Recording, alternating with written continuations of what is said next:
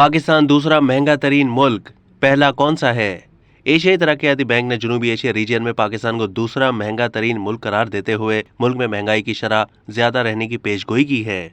एशियाई तरक्याती बैंक ने साल 2022 का आउटलुक जारी कर दिया, जिसमें पाकिस्तान में आइंदा आने वाले महीनों में महंगाई की शरह ज्यादा रहने की पेशगोई की है।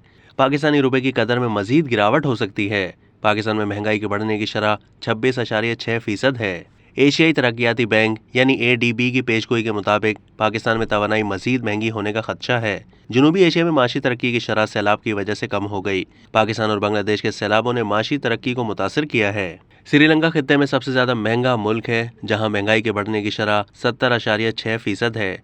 बांग्लादेश में महंगाई के बढ़ने की शरह 8.9%, जबकि भारत में महंगाई के बढ़ने की शरह 6.8% है। रिपोर्ट में कहा गया है कि सैलाब ने पाकिस्तान की मईशत को बेतरबे नुकसान पहुंचाया है। सैलाब से ज़राअत खास तौर पर गंदम और लाइव स्टॉक को नुकसान पहुंचा है। अब तक के लिए इतना ही। मज़ीद मालूमात के लिए डेली जंग के YouTube चैनल को सब्सक्राइब कीजिए।